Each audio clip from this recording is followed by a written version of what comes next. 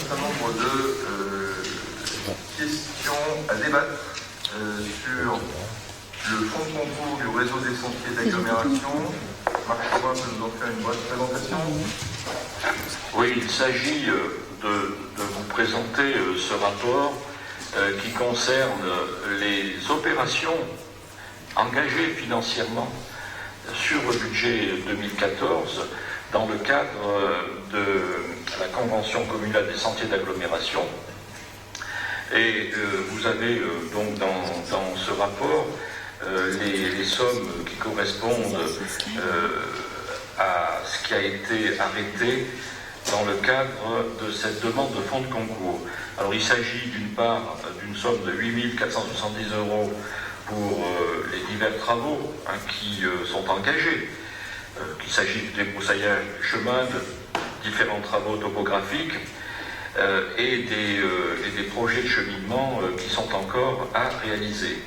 D'une part, donc, par ailleurs, nous avons chiffré à 1 914,40 € hors taxe la nouvelle signalétique, le coût de la nouvelle signalétique pour le circuit de l'Échaud, le Mollard-l'Échaud.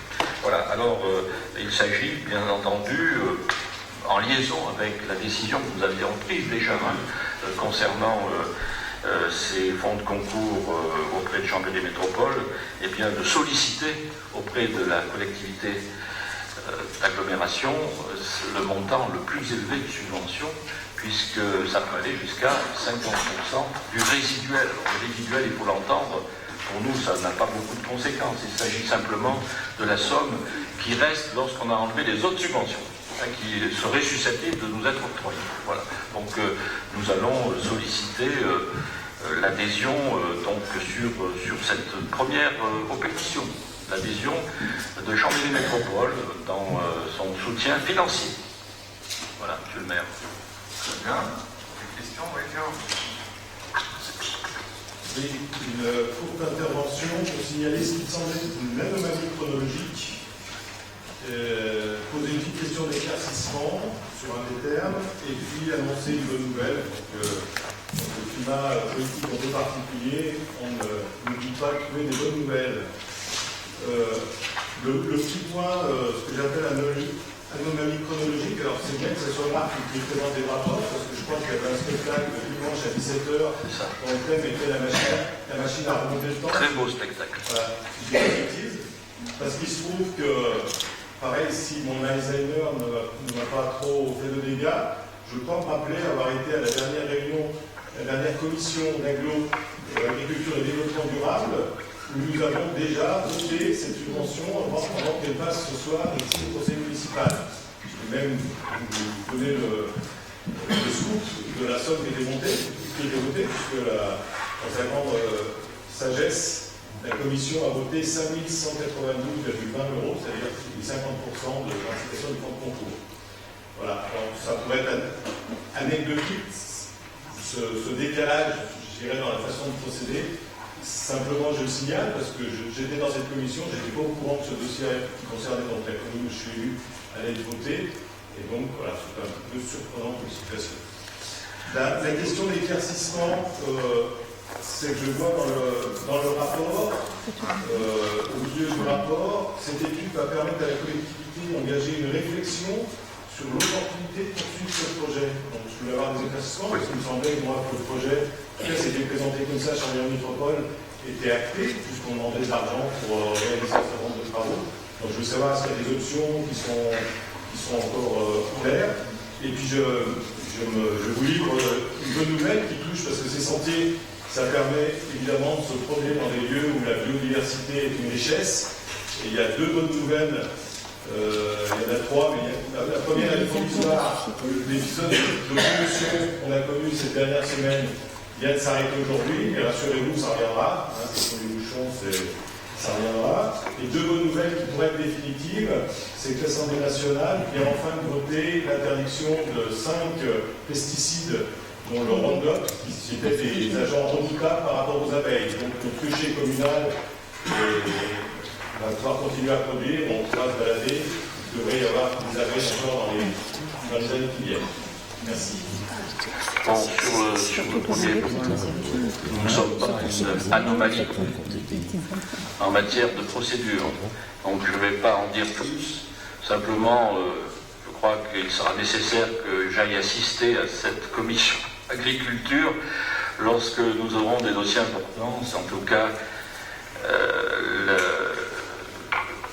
l'approche que j'en ai maintenant par rapport à ces défauts de circuit, de circulation, on peut dire, hein, de l'information et surtout du croisement des décisions. En tout cas, de toute façon, nous sommes bien tenus officiellement, hein, au sein de notre conseil municipal, de prendre officiellement cette décision pour qu'elle puisse rentrer en application, pour qu'elle puisse être appliquée. Mais je suis bien d'accord avec toi.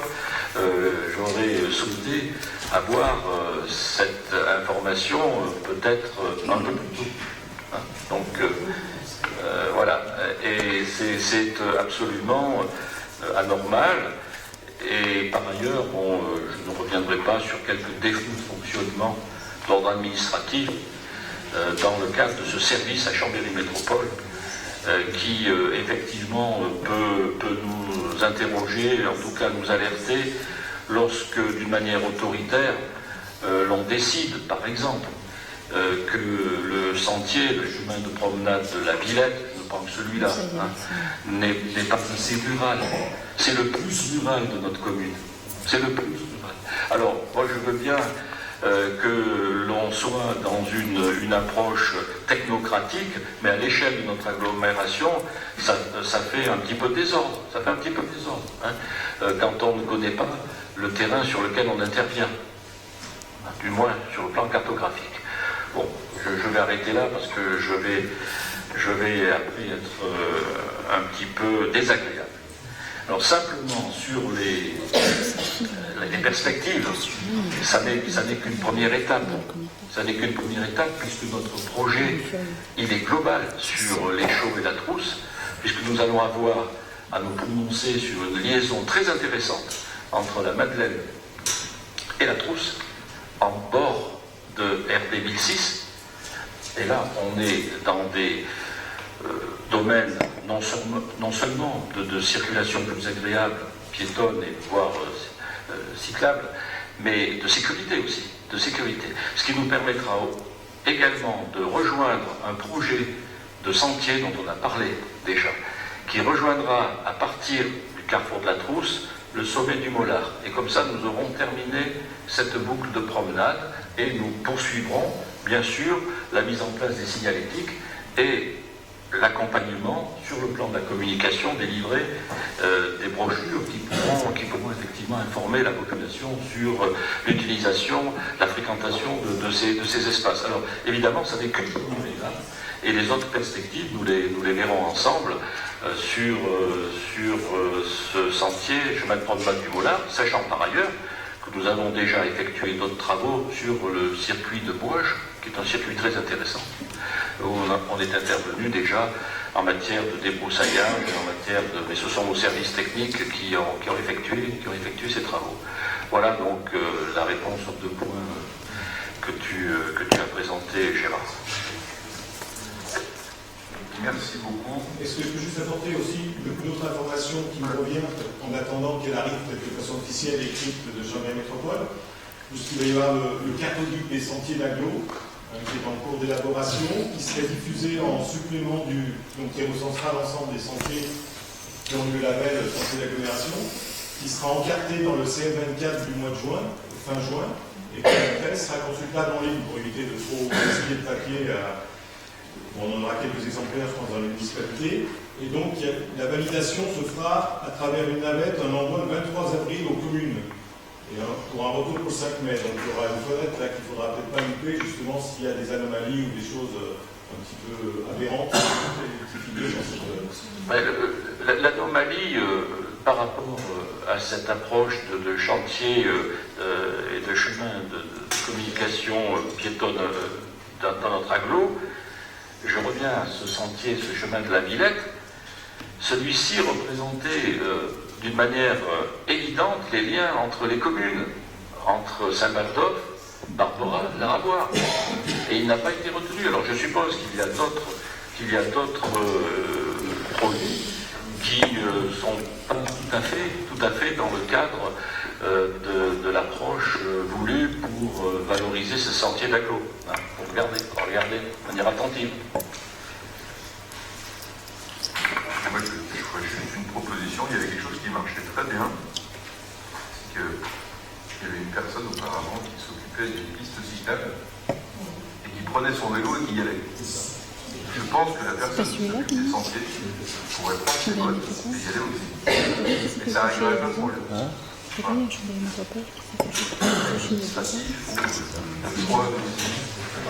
Patrick a dit tout fort ce que je n'ai pas voulu dire moi-même. Ça se passe en plus. Très bien, je vais donc ce rapport au vote. C'est malgré tout, effectivement. On peut déjà attribuer pour relativement. Y a-t-il des oppositions, des abstentions? Il n'y en a pas. Adhésion au groupement de commande départemental du DES pour l'achat d'électricité. C'est Frédéric Bray qui nous le présente.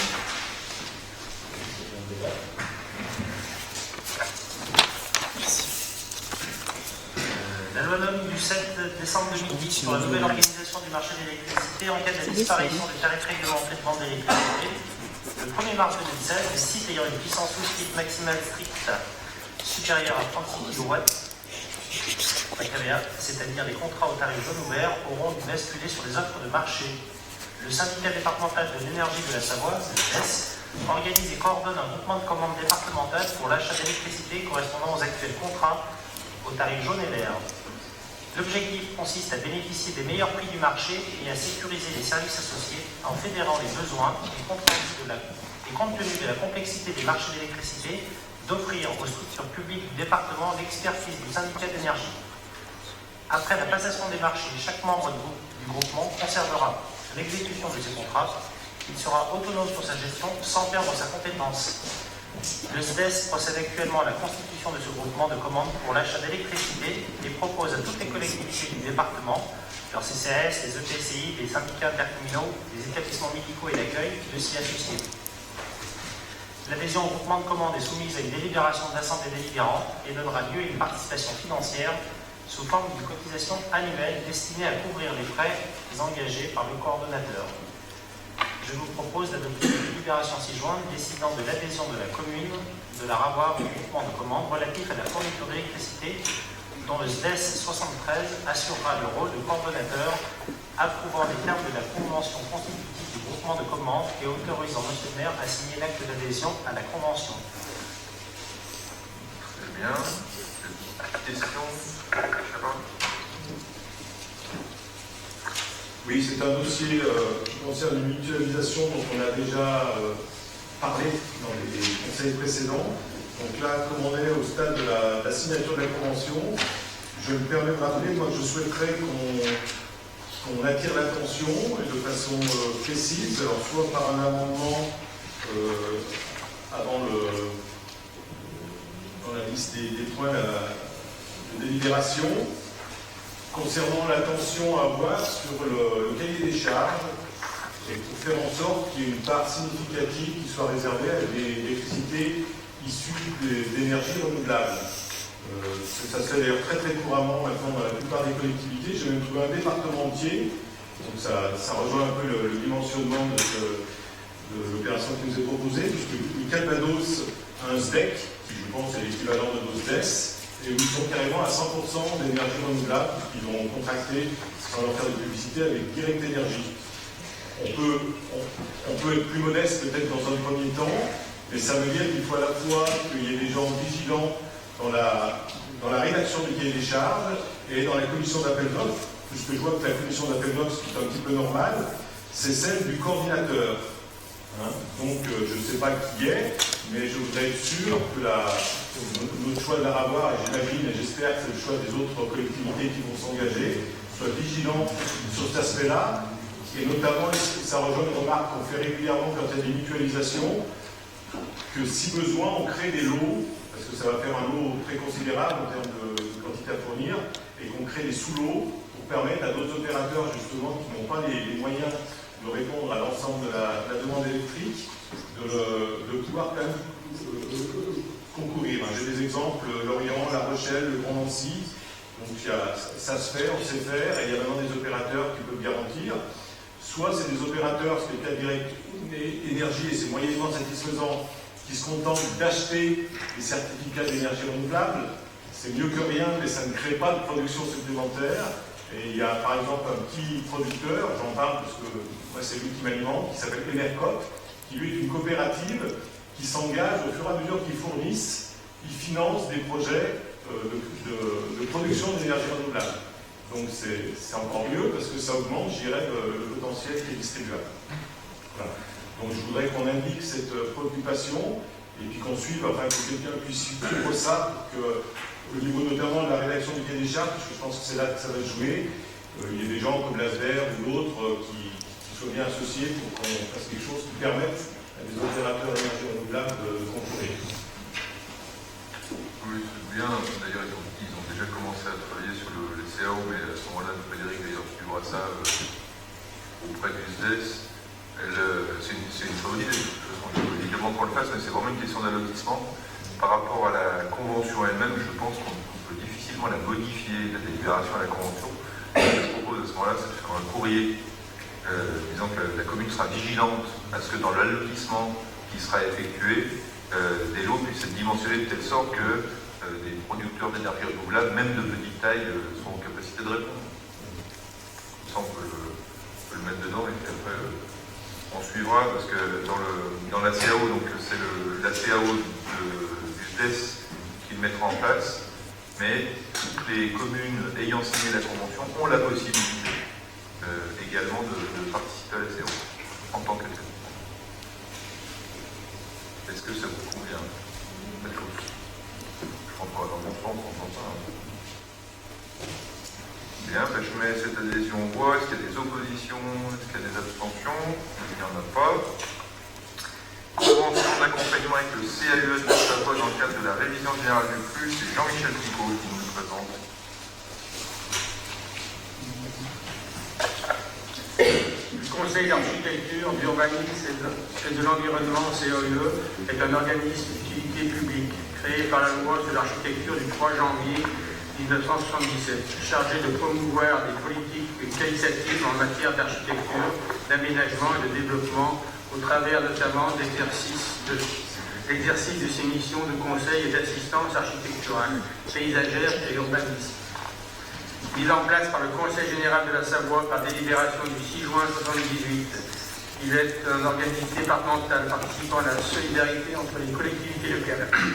Il est notamment un outil de sensibilisation, de formation et de conseil auprès des collectivités locales dont les actions revêtent un caractère pédagogique. Le CAUE, constitué sous forme associative, mène avec les collectivités et leurs syndicats qui le souhaitent des actions concertées pouvant être formalisées par des conventions de mission d'accompagnement. Dans le cadre de la procédure de révision générale du PLU engagée par la commune, il convient d'engager une mission d'accompagnement avec le CAUE qui aura pour intérêt la mise en place et la conduite d'un processus de concertation complémentaire à celui mené par le bureau d'études en charge de la révision du PLU. Il participera et animera, en lien avec Savoie Vivante et le bureau d'études, des ateliers de concertation, des forums publics de restitution et des réunions publiques. La prestation est évaluée à 6 250 € pour la durée de la mission, l'accompagnement prévu de mars 2015 à avril 2016. Je vous propose d'adopter la délibération 6 juin, approuvant les termes de la convention de mission d'accompagnement à intervenir avec le CAUE de la Savoie et autorisant M. le maire à signer ce document. Très bien. Des questions sur ce dossier? Gérard également. Voilà. C'était un petit rappel concernant le processus d'accompagnement du PLU, puisqu'on avait, lors du conseil municipal du 24 novembre, lorsqu'on avait voté une demande de subvention auprès de l'ADEME, pareil pour compléter l'accompagnement, on avait aussi eu l'occasion d'échanger, d'apprendre quelques informations, notamment la mise en place du comité de pilotage et de l'architecture générale de cette première phase de concertation. Et du fait qu'on n'était plus dans le comité de pilotage, contrairement à la révision du PLU 2004, il nous avait été dit qu'il y avait un engagement de faire un conseil municipal privé par trimestre pour faire le point d'avancement. Et à l'époque, on venait de voter l'embauche du urbaniste Fermica pour faire la phase de diagnostic. Et donc on est un petit peu inquiet, embêté pour arriver des réunions publiques devant la population le 31 et le 1er avril, alors que nous, en tant qu'élus, on n'a aucune information. On aurait souhaité pouvoir avoir une restitution d'un point avant que ce soit fait au niveau de la population, pour qu'on puisse aussi enrichir et faire part de nos observations.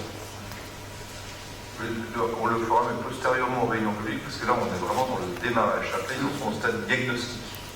Et au demeurant, on a guère plus d'informations que vous.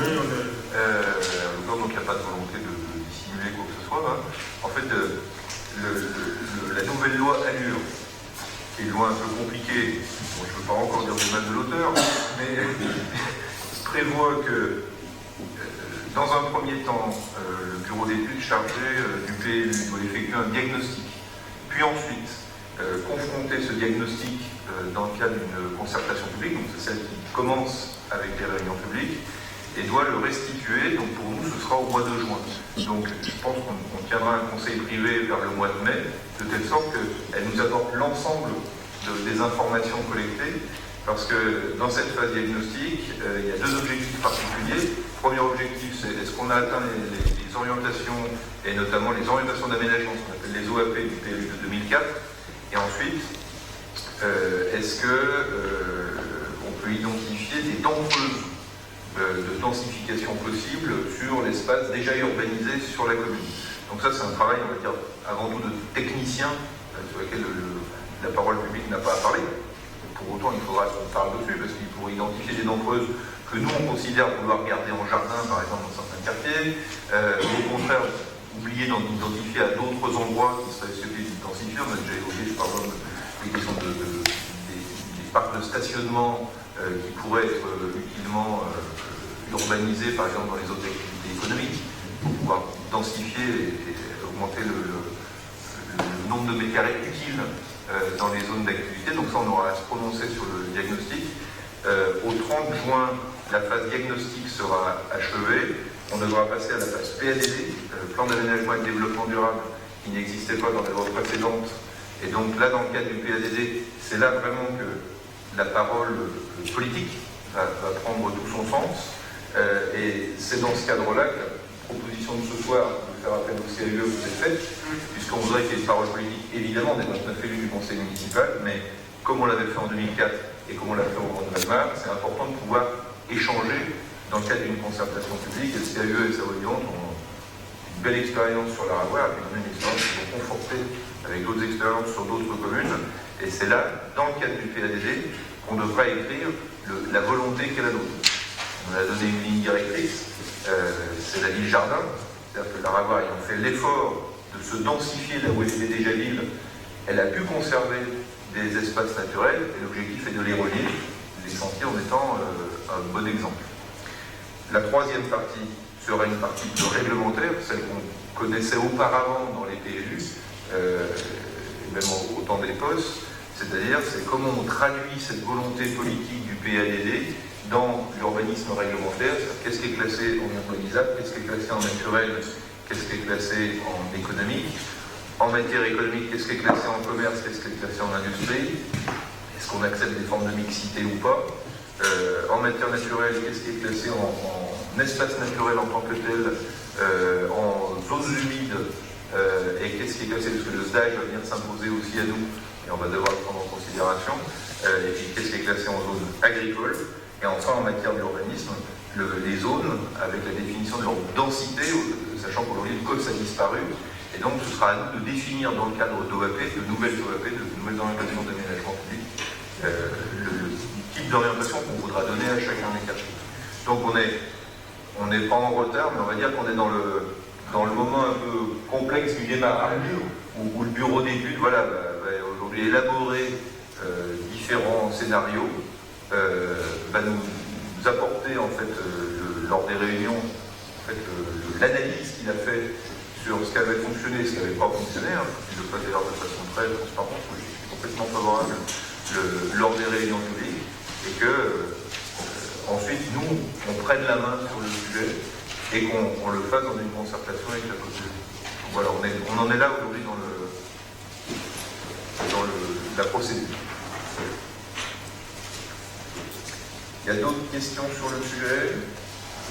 Donc je précise, on a mis dans la délibération qu'il y aura bien Savoie Vivante également, parce que les deux avaient travaillé ensemble sur Valmar, et puis on est enfin, voilà, Savoie Vivante, c'est vraiment cette pertinence sur la médiation territoriale, ça se très bien. C'est bien d'avoir des intervenants extérieurs. On s'est rendu compte que lors de la concertation de Valmar, il y avait des questions intéressantes qui avaient été posées par les habitants qui n'auraient peut-être pas osé ou les poser différemment à des élus. C'est bien aussi que nous, élus, on se mette autour de la table au même titre que les citoyens pour participer exactement au même niveau. Voilà. Je pense que l'expérience qu'ils ont acquis, qui avait été très bonne à l'époque, et qu'ils ont acquis de plus, c'est des gens qui savent concerter aussi bien avec les habitants qu'avec le conseil municipal. Oui, c'est une observation très importante de Jean-Michel. En concertation publique, c'est pas aux élus qu'on parle le plus. C'est comme le prince du Qatar dans les guignols de l'info. Le prince y parle, mais il ne parle pas à toi. Voilà. Il faut que ce soit un tiers regard. Voilà. Sur ce rapport, y a-t-il des oppositions, des abstentions? Il est adopté également. Et puis on va passer au gros morceau de ce conseil municipal, qui est le premier budget de ce mandat, en commençant par le vote des taux, et puis ensuite, notre collègue Jean-Louis L'Enfant vous présentera le budget primitif, j'en dirais quelques mots d'introduction. Je vais peut-être le faire d'ailleurs avant le vote des taux, l'objectif étant que on adopte sur les taux exactement la même mécanique, c'est-à-dire qu'on ait une augmentation des taux uniquement au niveau de l'inflation. Alors on avait une inflation qui était un peu inférieure cette année, mais on sait que l'inflation repart plutôt à la hausse puisque la BCE a injecté 1000 milliards d'euros sur le marché des devises, ce qui va évidemment pas manquer de faire augmenter qui va baisser le prix de l'argent, donc augmenter l'inflation. Et surtout puisque nous-mêmes nous avons une inflation interne qui est très supérieure à l'inflation de l'INSEE, parce que dans notre inflation interne, il y a les prix qui sont relevés par l'INSEE, comme les carburants, l'énergie ou les denrées alimentaires, mais il y a également une charge importante qui est celle du personnel, qui, compte tenu des évolutions du GDP, est plutôt autour de 4%. Avec les avancements de grade et d'échelon. Donc la proposition est de maintenir exactement la même politique fiscale de très grande modération qui est appliquée depuis 2001 et qui a permis aux Ravoiriens de payer les taux et en particulier la taxe d'habitation la plus basse de l'agglomération. Je fais un rappel, s'agissant du premier budget de ce mandat, c'est que ce choix de maintenir un taux de taxe d'habitation très bas est vraiment un choix politique important. Parce que dans notre strate, on a rendez-vous ce matin avec Jean-Louis L'Enfant, avec la trésorière de Châtelet-Eaux, dans notre strate, la moyenne du taux de taxe d'habitation est plutôt autour de 14%, c'est le double de la commune de Laravoir. Mais s'agissant d'une commune, j'aime à le rappeler, qui a un revenu moyen par habitant parmi les plus bas de l'agglomération, contrairement à ce qu'on pourrait accroire. Et s'agissant d'une commune qui a plus d'importants de logements sociaux, il n'est évidemment pas question de récupérer en impôts les moindres loyers qui sont payés par un certain nombre de nos concitoyens. Donc, le foncier bâti est à un niveau normal, parce que le foncier bâti vaut pour tous les types d'habitation, et y compris les entreprises. Donc ça permet de mieux répartir la charge, alors que la taxe d'habitation, elle, est maintenue à un niveau le plus bas possible. S'agissant du foncier non bâti, on a commandé une simulation en fait à la trésorerie. Bon, on discute de 17 000 euros, voilà, à l'échelle du budget de la RAWAR, c'est quasiment anecdotique, mais pour autant, on regardera si on est sceptique de le baisser, parce que le foncier non bâti ayant vocation à rester au maximum dans le cadre du nouveau PLU, il serait dommage que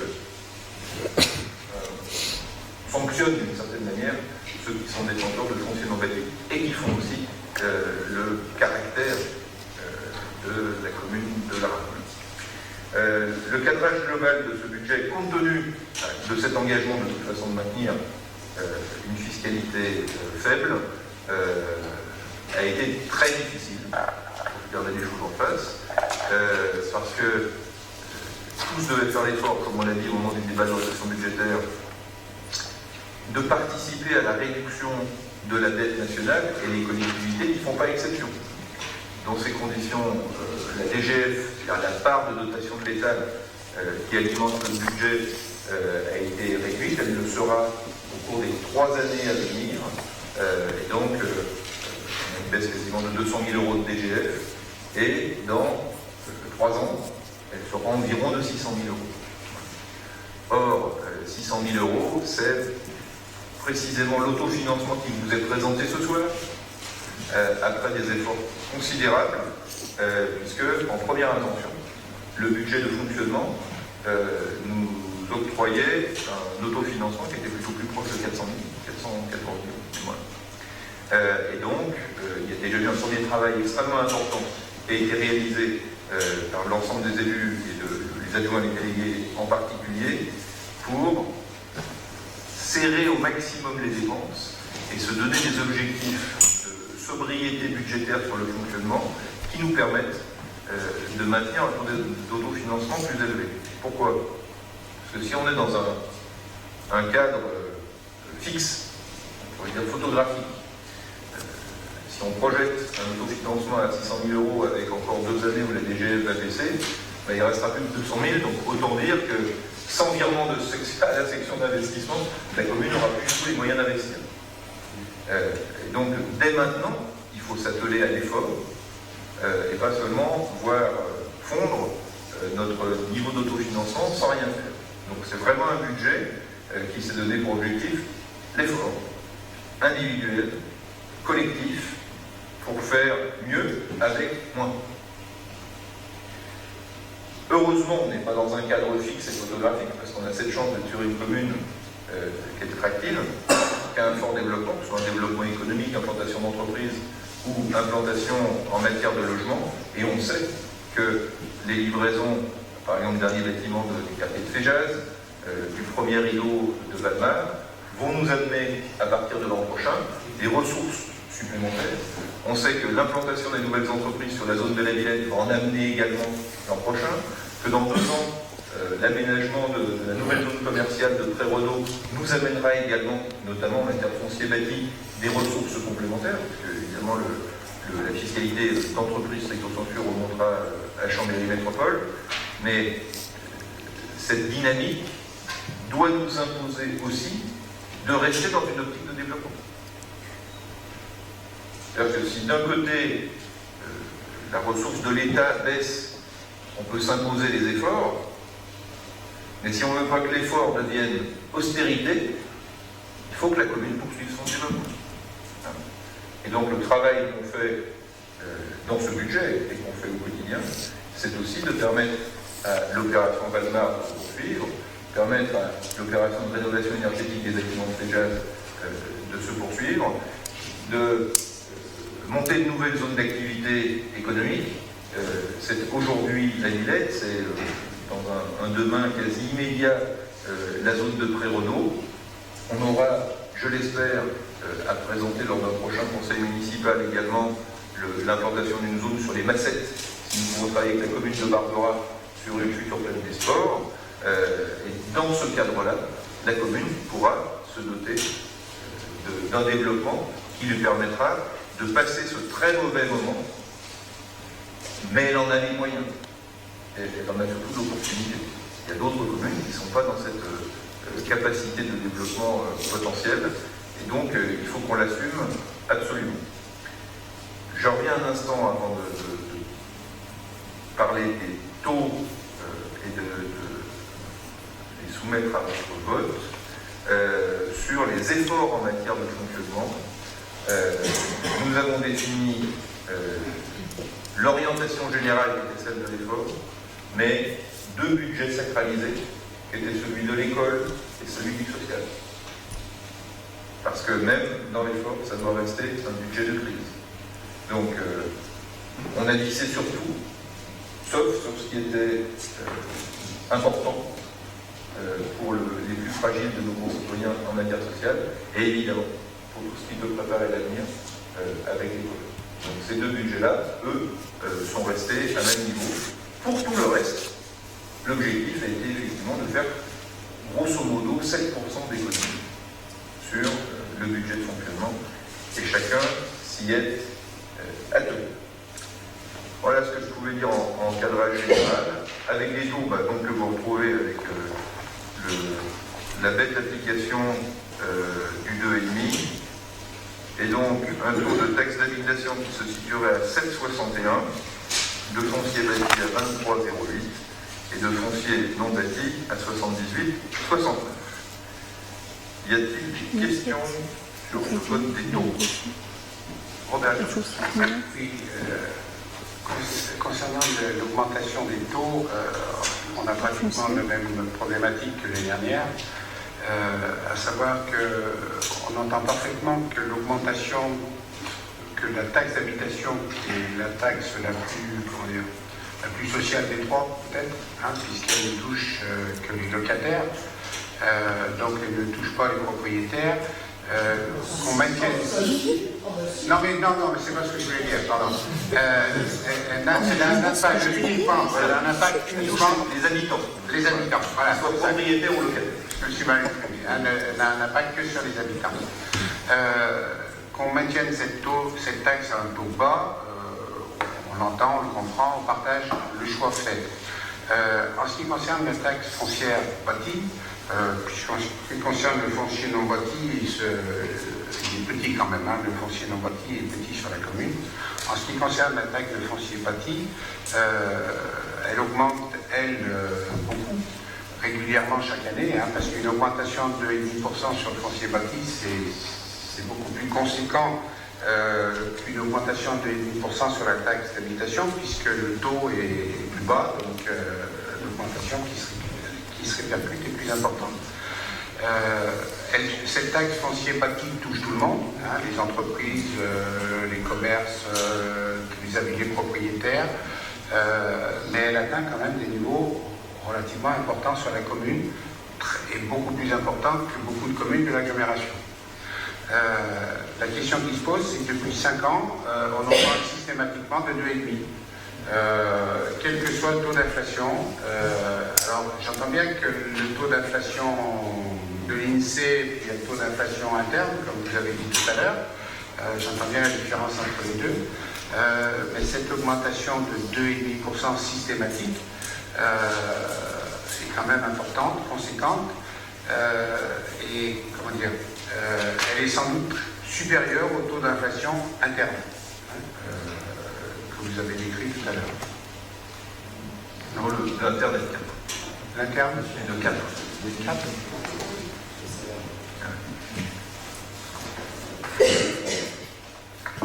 Alors pourquoi 2,5 systématiquement Parce que la moyenne sur 10 ans de l'inflation est de 2. Donc en fait. Non. Pas sur 10 ans, non. Non. La moyenne depuis 2007, l'augmentation de l'inflation depuis 2007 à l'INSEE est de 10,63%. Depuis 2007. L'INSEE, l'inflation a progressé de 10,63% en 8 ans. Ça fait 6 exercices, on a ça, on est à 2. À 18, et là, nous on est à 18,22. C'est-à-dire presque 12. Mais on reste, contrairement à ce que vous dites, dans une moyenne basse dans l'agglomération pour le foncier bâti. Pas sur la DH, oui, c'est sûr. Non, sur le foncier bâti. Sur le foncier bâti. De toute façon, c'est pas très compliqué. Si on dit qu'on n'augmente pas de plus de 2,5 la taxe d'habitation, mais qu'on veut augmenter de moins de 2,5 le foncier bâti, à la fin, il nous arrive un truc, c'est qu'on croise les skis. Parce que d'un point de vue, la rigueur mathématique, votre observation est parfaitement valable. Il se trouve que d'un point de vue budgétaire, si on baisse d'un côté et qu'on n'augmente pas de l'autre, forcément on va avoir un problème. Donc l'avantage de ce foncier bâti, je le répète, c'est qu'il porte sur tous. Et il n'y a pas meilleur impôt qu'un impôt à assiette large. Et s'adressant à tous, celui-là, effectivement, va permettre d'avoir un véritable retour pour la commune. Là, c'est 2 676 000 euros. Sur un cadre comme celui-là, pour un propriétaire de studio à la Ravoie, ça va représenter 7 euros par an, en gros. Donc à 0,80 centimes mensuels, on est dans un effort qui est loin de l'élasticité fiscale. Voilà.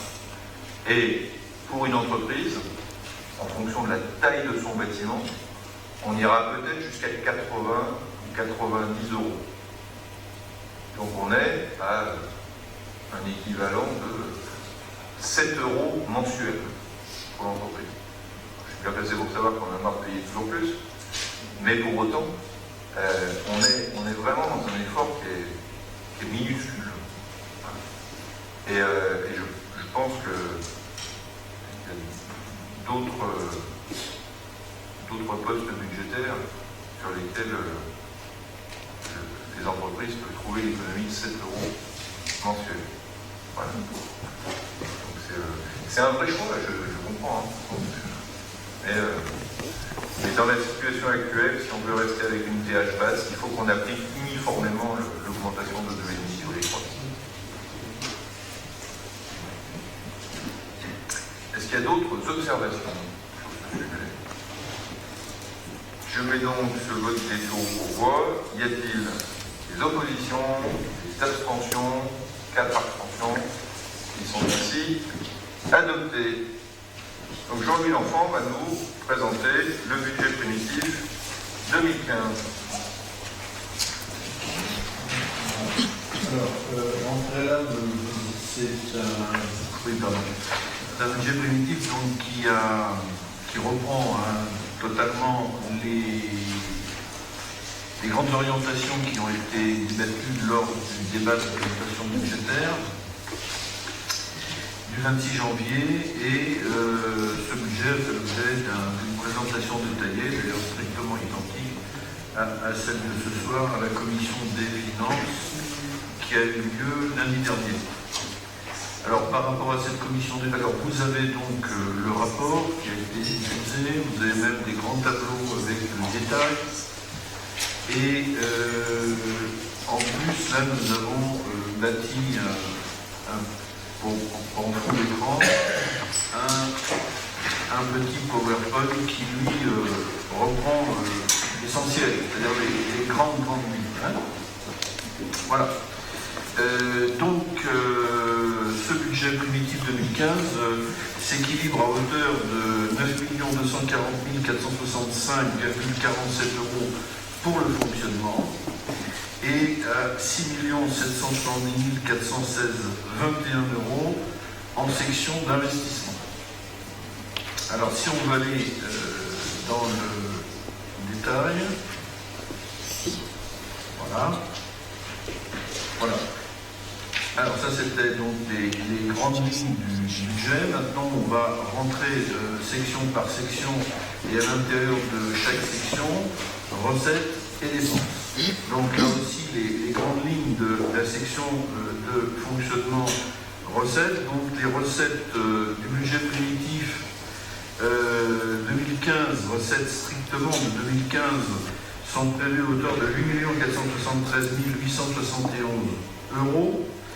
À ce montant, il faut ajouter, c'est suite d'ailleurs à la délibération d'affectation des résultats que vous avez prise lors du vote du compte administratif, donc on la reprend tel que c'était voté.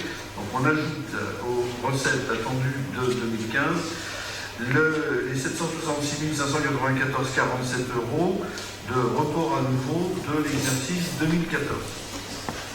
Soit donc ce fameux total de 9 240 465,47 et les variations de prévision, je ne parle pas de réalisation, sont donc stables entre 2014 et 2015.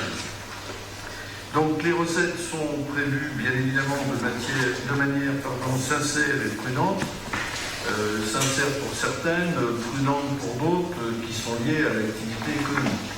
Donc on peut les passer à la diapo suivante, mais voilà, résumé. Donc la fiscalité directe locale, donc on vient d'en parler, vous venez de voter les nouveaux taux, s'élèvera à 3 774 019,85. Donc ce produit des trois taxes, il faut le savoir, représente 45% des recettes de fonctionnement hors report. Ce premier chiffre que vous aviez de 8 millions et quelques. Hors report, la fiscalité directe locale représente 45% des recettes de fonctionnement. Donc qu'est-ce qu'on a constaté effectivement?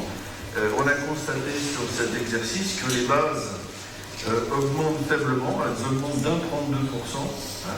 Et c'est la conjugaison de deux facteurs. L'augmentation mécanique qui en ce moment est très stable et à laquelle s'est ajouté 0,9 points dans la loi de finances. La loi de finances apporte également nous fixe le taux de revalorisation de l'érosion monétaire. Donc il y a deux paramètres qui augmentent les bases, à la fois les destructions et les constructions d'une année sur l'autre et l'érosion monétaire. Donc c'est très faible, on a connu bien mieux. Donc on part avec 1,32 qui est lié effectivement au peu d'inflation et au ralentissement donc, sur l'exercice des mises en service de logement. Donc je notais qu'il était nécessaire de maintenir la progression des taux sur la base de 2,50, ce que vous venez de délibérer. Outre la fiscalité directe locale, nous avons les reversements de fiscalité en provenance de chambres et métropoles, c'est la dotation de solidarité communautaire et l'attribution de compensation. Les deux qui sont figés depuis des années et pour des années, sauf bien évidemment modification dans les transferts de compétences.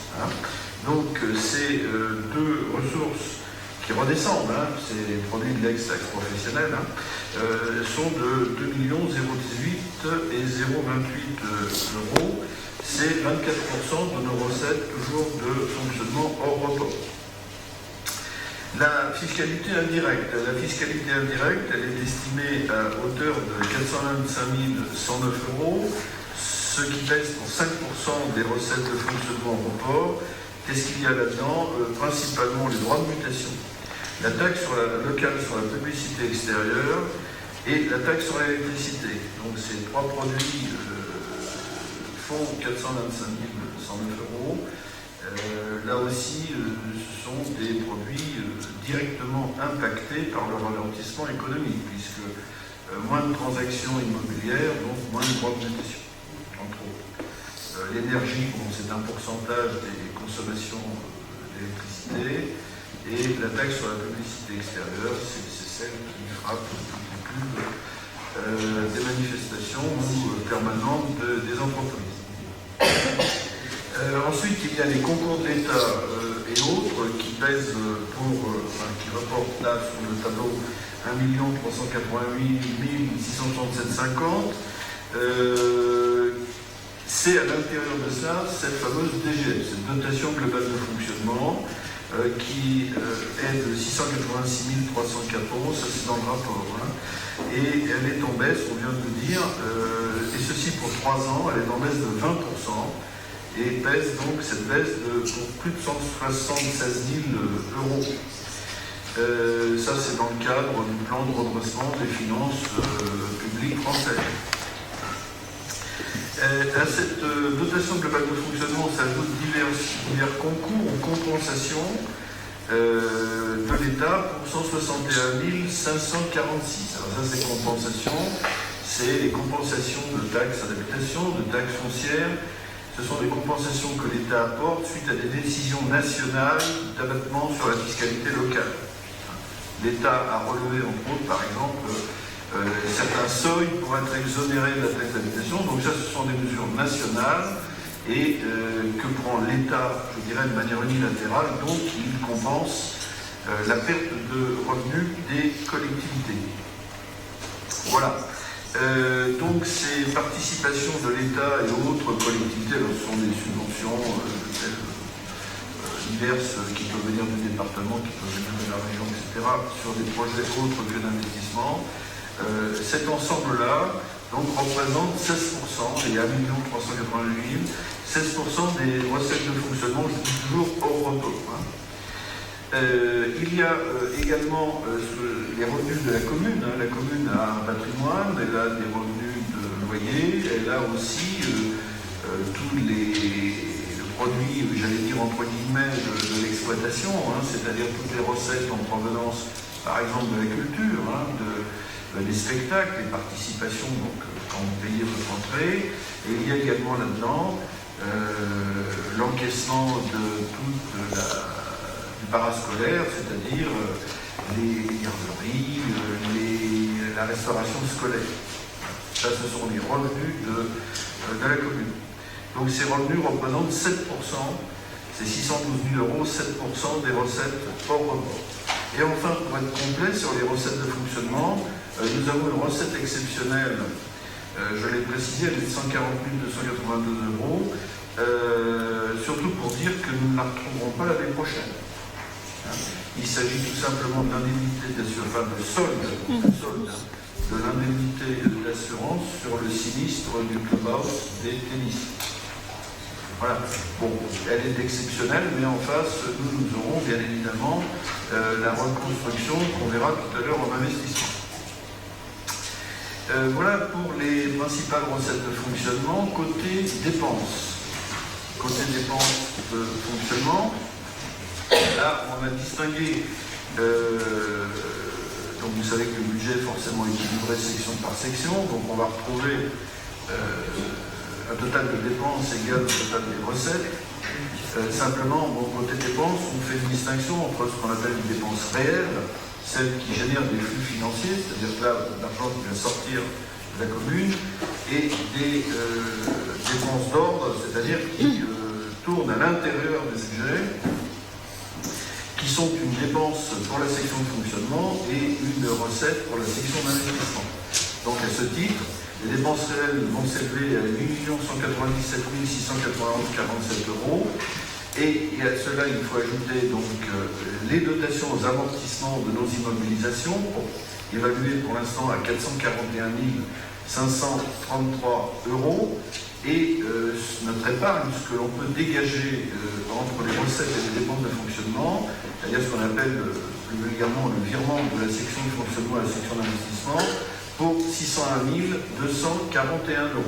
Donc le petit 1 et plus le petit 2 donne 1 042 774, donc on ajoutera au 8 100 000, mais c'était pour vous montrer donc le montant de notre autofinancement.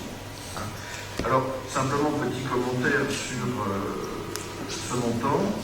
Ce montant, malheureusement, est à mettre en relation avec la baisse de la DGF. Ce autofinancement brut, on précise brut, puisque avant de concourir au financement de nouveaux investissements ou d'investissements en cours, il faudra prélever là-dessus, nous verrons tout à l'heure dans les dépenses d'investissement, le remboursement au capital des emprunts. L'autofinancement doit d'abord assurer le remboursement au capital des emprunts, et donc une fois qu'on a remboursé les emprunts, on a l'autofinancement net, celui qui va pouvoir servir à de nouveaux investissements. Donc il est en baisse de un peu plus de 15%, il est en baisse de 193 006 €. Vous avez vu les 176 000 € de la DGF, donc c'est ça qui nous impacte l'autofinancement. Alors si on veut rentrer un petit peu dans le détail des dépenses de fonctionnement, des grandes masses, notamment la masse salariale, qui est estimée à 5 176 803 euros, qui pèse pour 63% des dépenses réelles. Là, on revient sur le premier chiffre des dépenses réelles de fonctionnement. Il n'y a pas de progression de la valeur du point. C'est tout simplement, enfin, il y a deux paramètres. C'est le GVT, ce qu'on appelle le glissement vieillesse technicité, c'est les variations du statut de la fonction publique, et des recrutements. Alors, c'est par ailleurs l'impact en année pleine des recrutements qui ont été faits en 2014. On n'avait que pourcentage de l'année. On vous les cite dans le rapport: une puéricultrice à 50%, un gardien de police, un agent administratif à mi-temps et l'animatrice pour enfants handicapés. Il y a aussi dans l'impact de la variation de la base salariale les évolutions législatives ou réglementaires, donc hausse du SMIC, les revalorisations indiciaires, on les a dans le GVT, les cotisations retraite, etc. Il y a l'impact des nouveaux rythmes scolaires. Et pour l'année 2015, il y a la programmation de 2 emplois, un poste de cadre pour le secteur éducation et vie associative et le remplacement d'un cadre B au service technique. Donc l'impact du GVT, plus en année pleine des recrutements 2014, plus les décisions nationales, législatives ou réglementaires, plus les prévisions, les projets de recrutement pour l'année 2015. À la masse salariale, on a également un gros paquet. Ce sont les dépenses de gestion courante qui sont regroupées sous un chapitre 10 et 11. On y trouve là les achats, les prestations de services, les contrats de maintenance, l'énergie, les télécommunications, etc.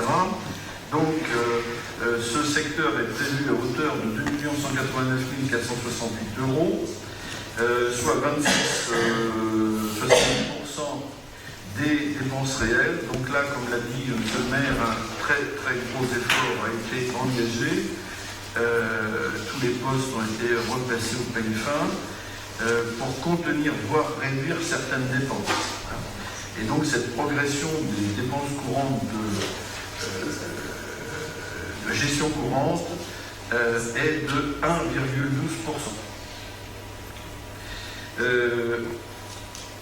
La progression des charges financières donc, est contenue.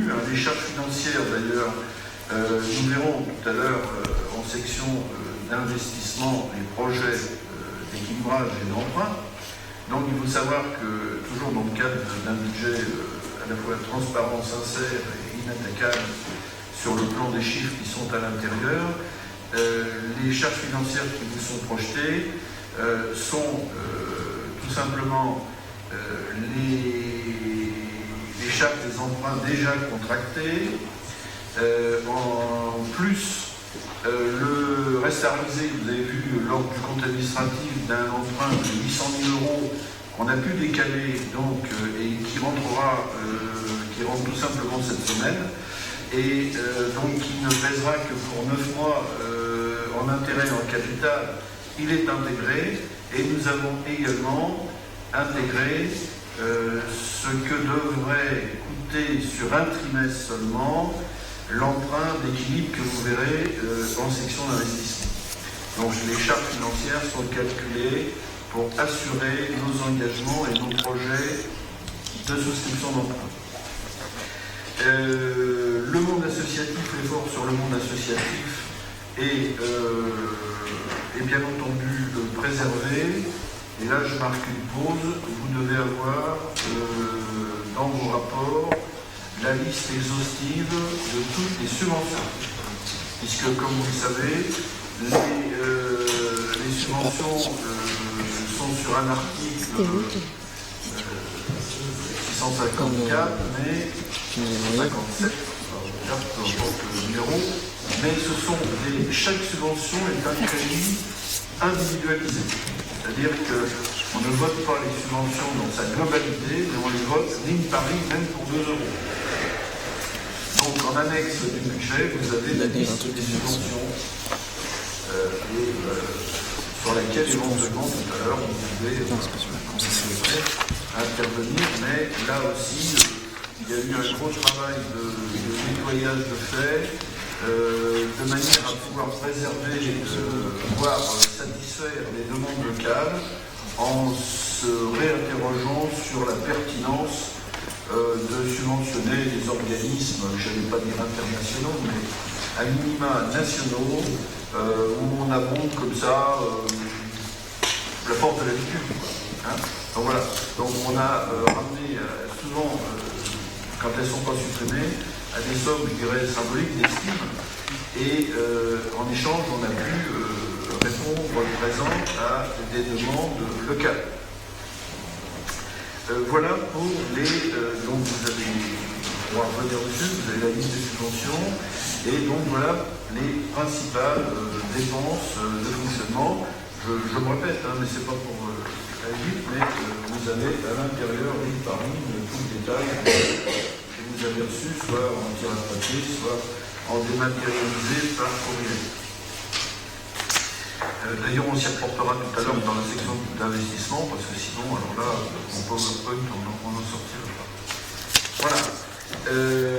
Donc, maintenant, la section d'investissement. Alors, la section d'investissement, d'abord en recettes, ça va très vite. Les recettes de l'exercice 2015 sont estimées à 5 696 660,44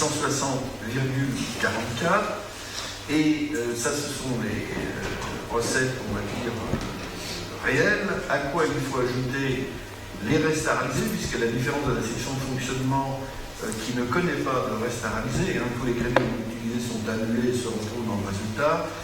En section d'investissement, toutes les recettes ou toutes les dépenses qui ont fait l'objet d'un engagement sont des restes à réaliser qui se reportent sur l'année d'après. Et ça, vous avez là aussi, lors du vote du compte administratif, voté les dates des restes à réaliser de recettes et de dépenses. Donc les restes à réaliser de recettes de 2014 sont 979 160 €, dont 800 000 d'emprunt. Et le report à nouveau, c'est-à-dire que hors reste à réaliser, la section d'investissement de 2014, je précise bien hors reste à réaliser, la section d'investissement de 2014 dégageait un résultat positif de 94 595,77. Ce n'est qu'après avoir ajouté les restes à réaliser de recettes et les restes à réaliser de dépenses qu'on est tombé en négatif et qu'on a un besoin de financement, ce fameux besoin de financement qui est financé par prélèvement sur l'affectation des résultats. D'accord ? Et la section stricto sensu de 2015 dégageait un résultat positif de 94 000. Donc les recettes de 2015, 5,6 millions, les recettes en reste à réaliser, 979 160, et un report à nouveau de 94 595,77. Le tout fait donc notre section d'investissement recettes que je donnais en entrée à 6 770 416,21. Alors, si on rentre légèrement dans le détail des recettes d'investissement, donc je vous rappelle ce fameux besoin de financement, donc ça va être une recette d'investissement puisque la section de fonctionnement l'abonde et que nous émettons un type de recette. Donc c'est ce qui va en réserve en fin de compte. C'est donc une recette de la section d'investissement qui par ailleurs doit, quand il y en a un, intégrer en dépenses de déficit. Bon, le fonds de compensation de la TVA. Donc le fonds de compensation de la TVA, je ne veux pas expliquer ce que c'est, tout le monde le sait. Il est estimé à 280 000, il est calculé sur la base des investissements qui ont été faits 2 exercices en amont, hein, puisqu'il y a un décalage de 2 ans. Donc ça, c'est quelque chose qu'on est capable d'estimer très très près. Hein. On sait quels ont été les investissements d'année de référence, et on sait qu'à l'intérieur, il y a des investissements qui sont éligibles, d'autres qui ne sont pas éligibles au FCTVA. On remplit un imprimé, on envoie tout ça à la préfecture, et on perçoit après contrôle donc ce fonds de compensation de la taxe à la valeur ajoutée. Sont également recettes réelles d'investissement, la taxe d'aménagement. Alors la taxe d'aménagement, on l'a prévu avec une grande prudence. C'est le même phénomène que les droits de mutation au fonctionnement. La taxe d'aménagement d'investissement, elle est liée effectivement au permis de construire. Ils se sont légèrement raréfiés ces 2 ou 3 dernières années. La créance sur la SAS, c'est quoi? Bon, c'est tout simplement la vente des terrains de Valmar à la SAS qui ont fait l'objet d'un accord de paiement sur une échéance de 10 ans. Donc, on a un dixième, 183 560 € que l'on a titré. Donc, le fameux emprunt, je disais, reste à réaliser.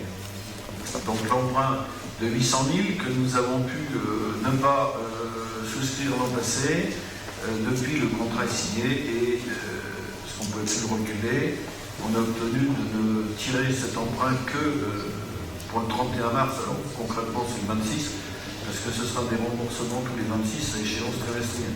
Donc il va rentrer automatiquement cette semaine et on en aura bien besoin vu les projets d'investissement. Et enfin donc un emprunt d'équilibre, on l'a fait d'équilibre, hein. Si on veut équilibrer la section d'investissement, si on faisait tous les travaux qu'on va vous proposer, eh bien, il faudra emprunter 3 millions d'euros.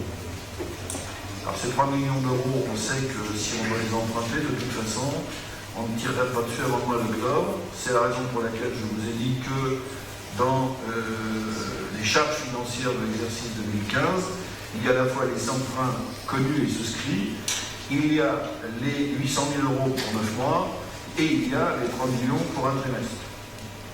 On l'a calculé sur la base de l'emprunt. Alors l'emprunt de 800 000, il est souscrit au taux de 2%, 15 ans de taux fixe.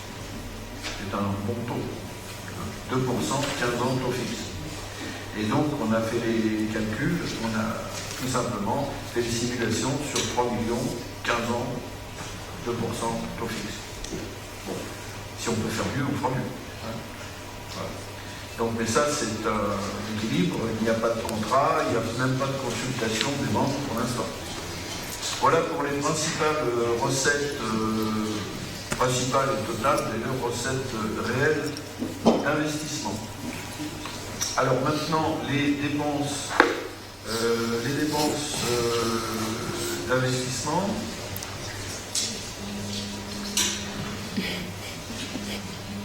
Alors oui, avant de passer aux dépenses d'investissement, là c'était les recettes réelles, et à cela nous ajoutons les recettes d'ordre d'investissement, donc l'autofinancement dont on a parlé, qui est une dépense de fonctionnement et qui est une recette d'investissement, les amortissements, qui sont également une dépense de fonctionnement et une recette d'investissement, et nous avons également mis dans les recettes d'ordre une provision qu'on trouve aussi bien en recettes qu'en dépenses, c'est-à-dire qu'on a mis 500 000 € pour pouvoir intégrer dans le patrimoine communal les études qui ont été faites au cours des dernières années et qui pour l'instant n'ont pas encore rejoint l'immobilisation.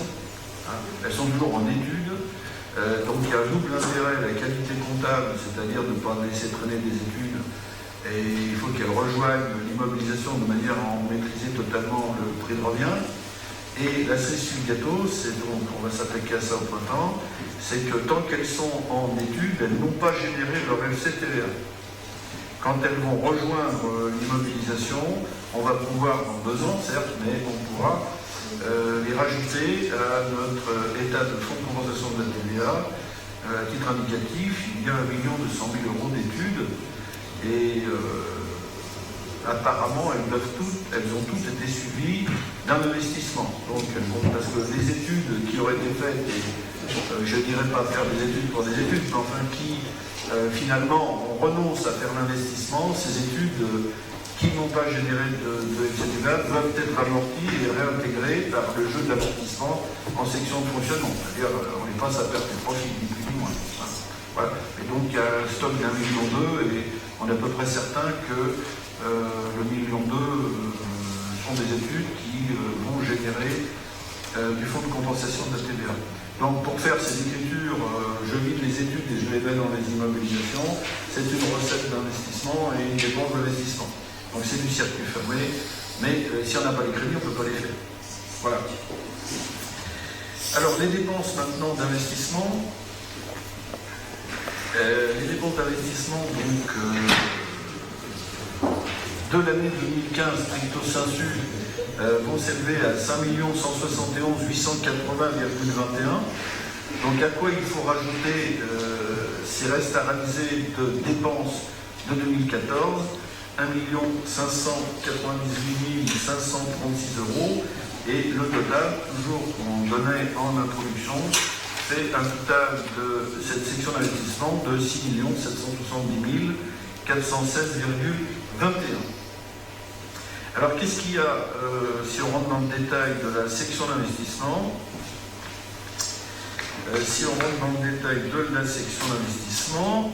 donc on se débarrasse tout de suite des dépenses d'ordre, on aurait pu les mettre à la fin, mais le plus intéressant c'est ce qui viendra après. Donc qu'avons-nous dans ce qu'on a appelé les dépenses d'ordre d'investissement? On a l'amortissement des subventions d'investissement qu'on a reçues dans le passé. Bon, il y en a très peu, ça ne veut pas dire qu'on n'a pas eu beaucoup de subventions d'investissement reçues, mais une grande majorité de ces subventions ont généré des immobilisations qui elles-mêmes ne sont pas amortissables, parce que dans les budgets communaux, nous n'amortissons à titre obligatoire que les biens mobiliers renouvelables.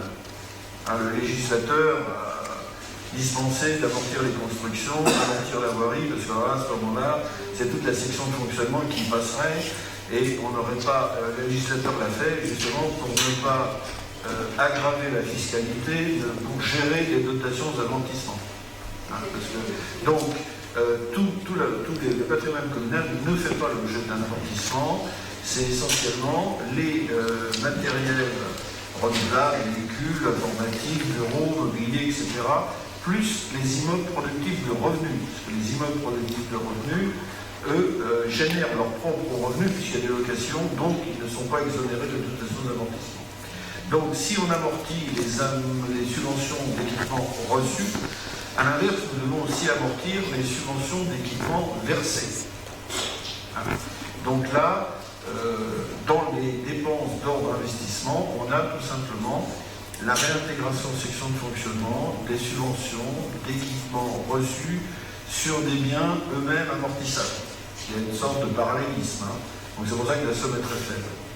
Et puis de retrouver, ce que je disais tout à l'heure en recette, 500 000 euros pour pouvoir intégrer les études. Dépenses d'ordre d'un côté, recettes d'ordre de l'autre. Voilà. Donc une fois qu'on a évacué les dépenses d'ordre d'investissement, c'est pas ce qui est le plus intéressant, on a effectivement maintenant les dépenses, les principales dépenses réelles d'investissement, donc qui s'élèvent en position 2015 plus reste à réaliser 2014 à 6 258 151,21 €. Alors qu'est-ce qu'il y a là-dedans? Là, je vais vous renvoyer à l'état que vous avez reçu, parce que le budget est...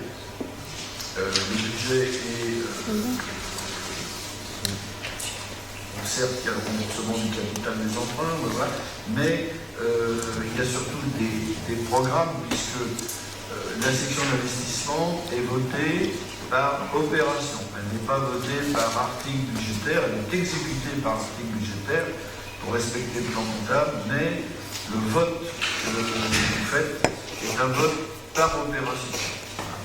Donc, les opérations, vous les avez en annexe, elles sont projetées aussi. Vous avez donc ce qui a été budgété, ce qui a été réalisé, ce qui est remonté. Les crédits, oui, c'est pas lisible là, mais vous avez le document papier. Et on va résumer très rapidement, mais là je repasserai la parole aux professionnels de ce domaine. Bon, et là-dedans, il y a tout simplement, entre autres, mais dans l'ordre, réfection du clubhouse de tennis, il y a le restaurant scolaire du Ballon-Fleury, je parle de tout ce qui est enclenché. Il y a l'aménagement, la fin de l'acquisition et de l'aménagement de la salle de la résidence senior. Il y a bien sûr nos engagements sur Valmar, sur la ZAC. Voilà. Et ensuite, un certain nombre d'opérations pour lesquelles je repasse la parole à M. le maire et à son adjoint chargé des travaux. Merci beaucoup. Mais quand tu parles, on se sent plus intelligent. Tout est limpide. Donc, non, on ne va pas allonger plus, donc vous en avez pris connaissance. On va résumer, synthétiser en disant que, grosso modo, on a deux grands blocs. Un bloc d'investissement lié au développement dont on parlait tout à l'heure, c'est-à-dire toutes les opérations liées à Valmar et en particulier l'îlot 1. On a fait le choix dans la mesure où le pôle santé voulait s'installer sur la dernière partie à la place du centre commercial, de faire les acquisitions immobilières. Donc en plus des locaux de la résidence senior, on a les locaux ex-pôle santé devenus trop petits. Donc là, il y a une étude d'ailleurs qui figure dans le budget pour savoir comment on va exploiter ces mètres carrés-là. On savait que de toute façon, on était obligé à un moment d'acquérir des mètres carrés dans Valmar pour pouvoir y remettre la salle Villard-Valmar, pour y mettre le CCAS, pour y mettre le dojo, pour y mettre le café poussette, c'est-à-dire en fait tous les activités et prestations qui étaient sur le centre commercial. Donc on le fait maintenant et le faire dans 2 ans. C'est pas forcément la bonne année, mais de toute façon la commune a des capacités financières pour le faire. Donc on le fait. Ça c'est le premier bloc donc, autour de Saint-Denis. Il y a un deuxième bloc Féjaz avec la rénovation énergétique de Féjaz et puis les études sur le devenir du terrain de foot, des vestiaires attenants et puis la volonté d'y mettre un parc de verdure. C'est extrêmement important. C'est pas ce qui pèse le plus lourd, mais c'est vraiment partie des opérations d'ensemble d'investissement sur Féjaz qui participent aussi au développement. Et le troisième pilier dans ce bloc de développement, c'est le restaurant scolaire de Ballon-Fleury, puisqu'il faut évidemment qu'on termine la tournée après Préhibourg, Féjaz, et que désormais on soit sur Ballon-Fleury avec un très beau projet sur lequel travaille Thierry Gérard actuellement. Donc ça, on va dire que c'est le bloc développement. Et puis après, il y a un bloc récurrent. Le bloc récurrent sur nos PPI, nos programmations pluriannuelles d'investissement qu'on a déjà présenté l'année dernière. Donc une PPI de voirie, une PPI conteneur semi-enterré, une PPI sentier, une PPI éclairage public, une PPI enfouissement. Donc là, qui sont des dépenses, on va dire récurrentes. On sait que chaque année, il faut que la commune entretienne son patrimoine, l'améliore, le développe. Et donc, c'est pour ça que tout à l'heure, quand je parlais des grandes masses budgétaires, c'est important de garder ça à l'esprit. Aujourd'hui, nos PPI pèsent 5 à 600 000 euros en fonction des dépenses à engager, des dépenses prêtes, non prêtes, chaque année. Donc il ne s'agit pas demain de se couper les mains parce qu'on ne sera pas en capacité de faire des virements à la section d'investissement et donc de même plus pouvoir assumer ce qui serait l'investissement de base dans l'entretien du patrimoine de la Ravoir. C'est une observation que je fais parce qu'il y a beaucoup de communes qui aujourd'hui ne font pas ce choix-là. C'est-à-dire qu'ils investissent dans du neuf, mais ils n'entretiennent pas l'ancien. Et donc, à un moment donné, la facture tombe. Donc, il faut toujours qu'on ait à l'esprit que, de toute façon, un budget d'investissement minimum pour la Ravoir, hors reste à réaliser et reprise, de toute façon, tournerait autour de 1 million d'euros, quoi qu'il arrive. Donc, c'est bien, c'est un bel exploit d'injecter 6 millions d'argent public en investissement sur une année de crise comme l'année 2015. Mais de toute façon, il faut bien avoir à l'esprit que même si on n'avait pas dû acquérir les mètres carrés du centre-ville avant 2 ans, de toute façon, le budget d'investissement courant, c'est 1 million. Le budget d'investissement productif, plus le courant, ce serait 3 millions. Cette année, on a une année particulièrement pandémique. Et c'est bien, parce que c'est quand même l'année où jamais, où il fallait faire du contrôle contracyclique, c'est-à-dire qu'à un moment, on pouvait mettre un peu d'argent public dans l'économie, dans la mesure où l'économie en a besoin. Voilà. Y a-t-il des questions? Oui, Mme Bocchio.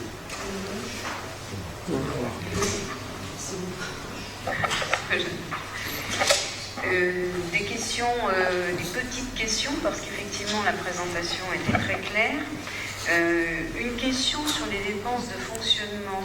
Je rentre un petit peu dans le détail, mais dans les indemnités, autres indemnités, il y a sur la prévision de dépenses de 2015 une augmentation conséquente. Et donc j'aimerais savoir, page 4. C'est non, 64 138. 138. Autre indemnité, donc c'est un peu vague comme intitulé, c'est marqué personnel contractuel. C'est le remplacement des personnes quand elles sont en congé de maladie. C'est quel type d'indemnité? C'était augmenté par rapport au compte épargne-temps. Aujourd'hui, on a cumulé du compte épargne-temps pour les agents. Enfin, ça ne fait pas une grosse augmentation, c'est 20 000 euros. Et on est obligé, en fait... Enfin, la progression est importante d'une année sur l'autre, je veux dire, par rapport à la somme. Oui, par rapport au départ. Oui. Alors, je lance mes questions pendant que... Oui, faites la liste. Parce que si on pouvait ne pas refaire le travail de commission, ce serait bien. Non, mais un petit... comment dire? On a, par rapport au budget de l'an passé, on est resté dans l'enveloppe, mais on a, comme le chapitre 012 est une entité unique, hein, je dirais que le détail à l'intérieur, il est important. Le détail, c'est de l'information et c'est également sur ce détail que l'on mandate.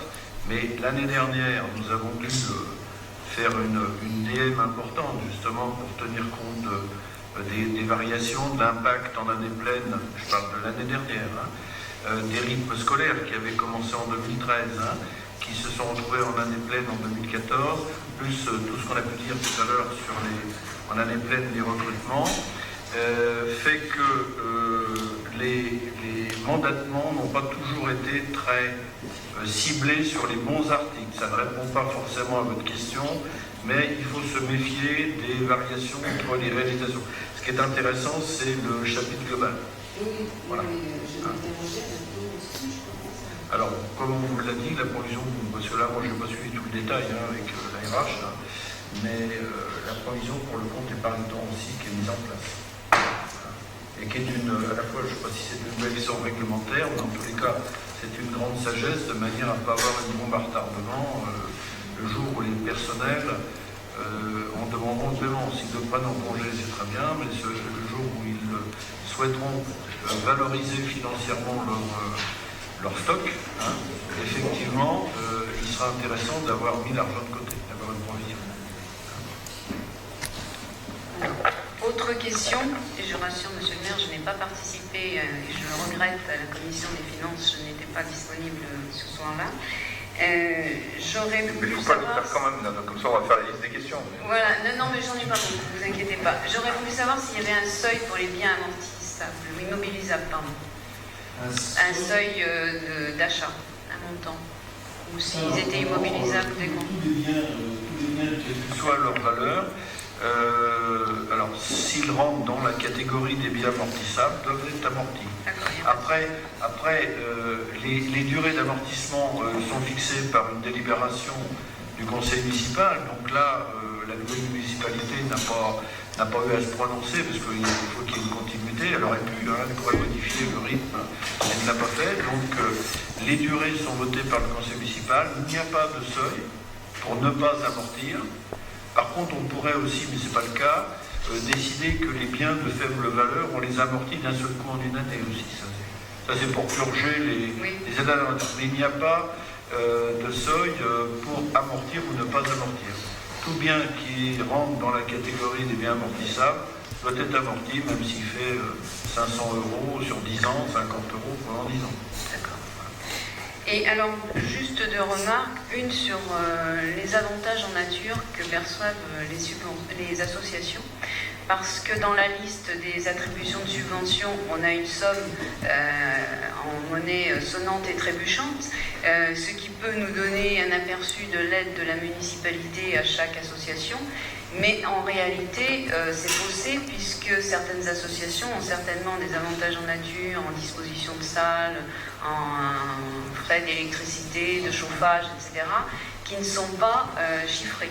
Et c'est vrai que si nous avions un tableau avec les subventions en monnaie sonnante et trébuchante et en plus l'estimation des avantages en nature, nous pourrions savoir effectivement ce que chaque association représente comme charge, je dirais, pour la collectivité, et nous pourrions avoir une idée véritable de l'aide que nous apportons aux associations qui pour l'heure n'est pas forcément dans l'ordre dans lequel on pense les choses et on voit les choses si on ne regarde que les subventions en espèces.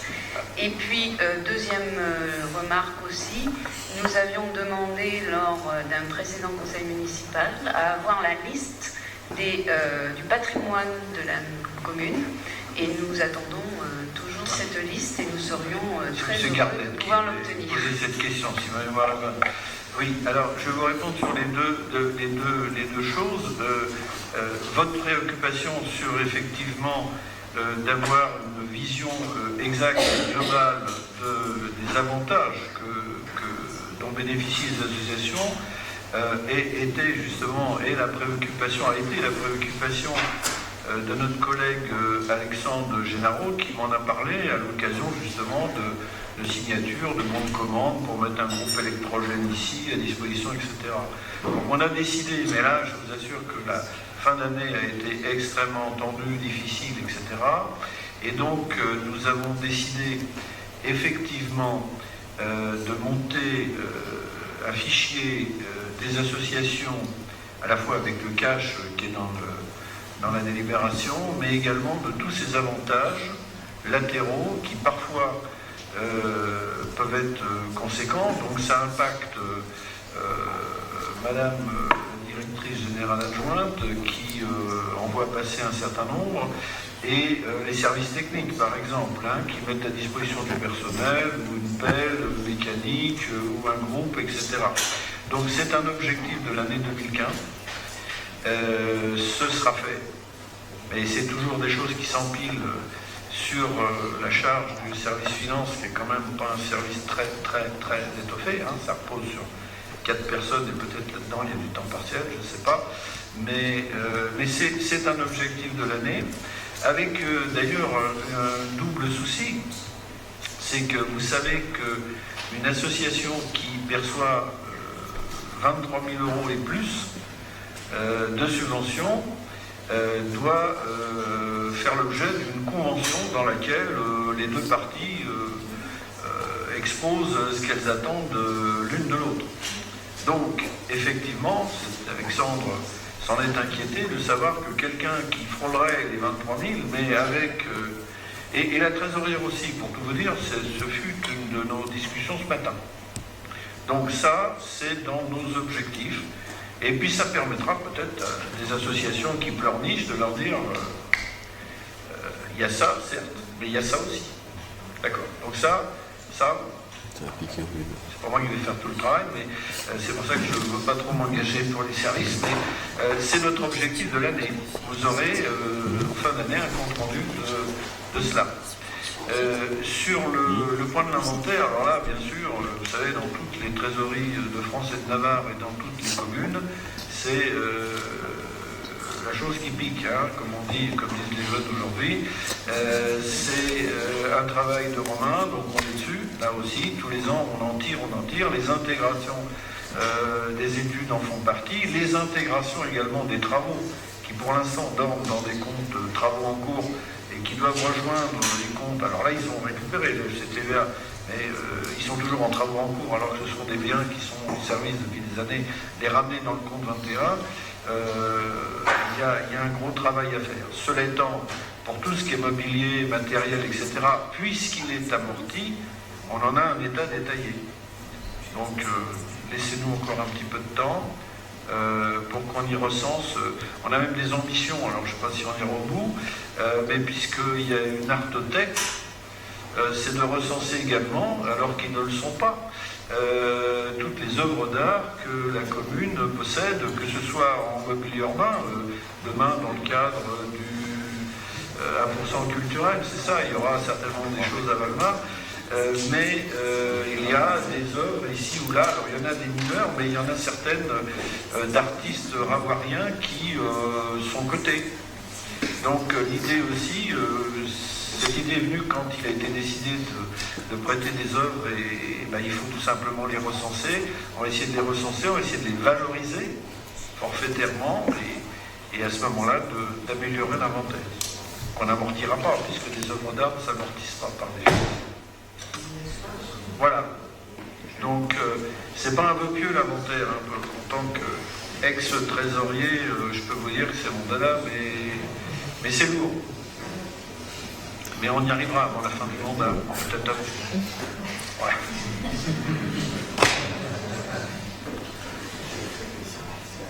Est-ce qu'il y a d'autres questions? Oui, une question qui s'adresse à Monsieur le maire plutôt qu'à Monsieur Lorcan. Ça concerne les moyens généraux des services et notamment la police municipale, puisque il y a l'extension du système de vidéoprotection pour lequel on voit une somme de 20 000 euros prévue. C'est une petite somme, alors que la consultation des citoyens qui a eu lieu en février, on nous avait dit qu'il fallait la faire vite pour qu'on puisse inscrire les sommes au budget. Pour inscrire 20 000 euros, il n'y avait pas vraiment de précipitation, il n'y avait pas vraiment d'urgence. Puis deuxième point, c'est l'armement de la police municipale. C'est l'armement de la police municipale qui en apparaît, 10 000 euros. Ce qui voudrait dire que la préfecture aurait autorisé la commune à armer sa police municipale. C'est pas la préfecture. Enfin, le préfet. Puisque si j'ai bien compris, c'est le secrétaire général qui vous avait refusé l'autorisation. En fait, il se trouve que c'est votre Premier ministre. Donc il a bien fait.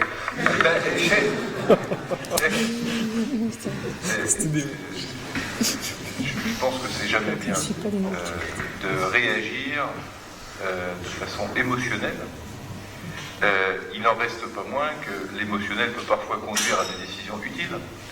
Et le Premier ministre et le ministre de l'Intérieur ont fait passer une circulaire dans toutes les préfectures autorisant l'armement des polices municipales suite aux événements du mois de janvier. Et donc c'est pour ça qu'on a fait une réinscription budgétaire. S'agissant des 20 000 euros, en fait, ce sont les frais d'études qu'il nous fallait absolument intégrer, en sachant que les investissements caméras soit feront l'objet d'une DM parce qu'on sera en capacité de le faire au mois de septembre, soit seront inscrits plutôt sur 2007. Donc on n'en a pas fait l'inscription budgétaire maintenant. Les 20 000 euros, c'est vraiment la fin de l'étude, notamment pour faire le lien avec le CSU de Chambéry et des communes de Chambéry Métropole. Voilà. Donc là, on est sur les 170 000 euros à investir. On ne sait pas si ce sera à cheval sur les 2 années ou seulement sur une. Donc on a préféré être plus prudent comptablement et n'inscrire que les études de faisabilité.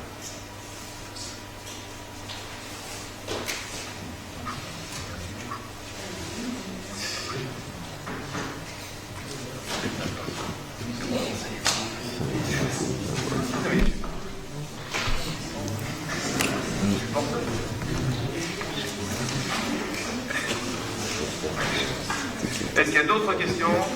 Je suis désolé, je suis en train de me battre avec des moucherons, il y a des moucherons quelque part, ou alors je peux dormir avec les Nicolas. Heureusement que ce bas, ça va autoriser au niveau primaire à parler. Oui, parce que. Je le fais à la main. Oui, je suis désolé, je tue des animaux, mais ils m'énervent en même temps.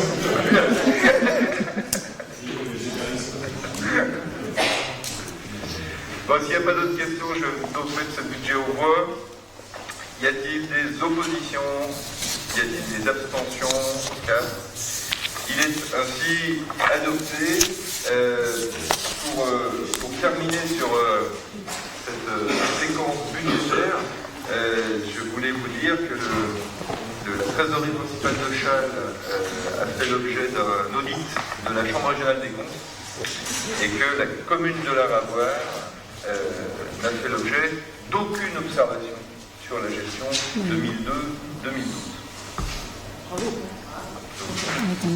Il est moins expérimenté que Jean-Luc. Maintenant qu'il est là, on va être encore mieux.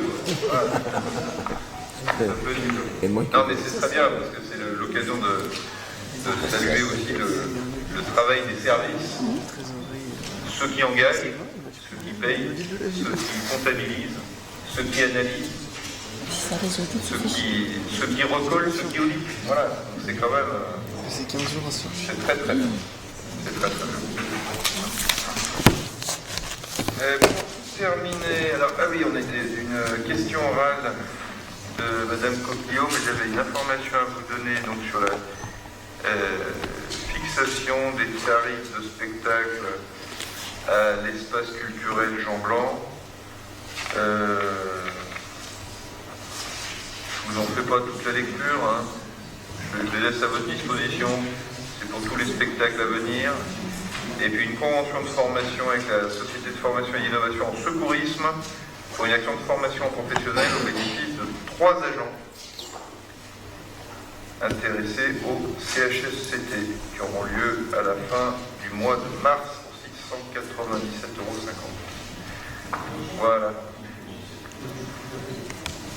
Ensuite, on avait donc une question de Mme Coquillot sur l'aménagement de l'aire de grand passage, sujet beaucoup bien important, sur l'avancement du PLU et sur le compte rendu de la commission de travaux.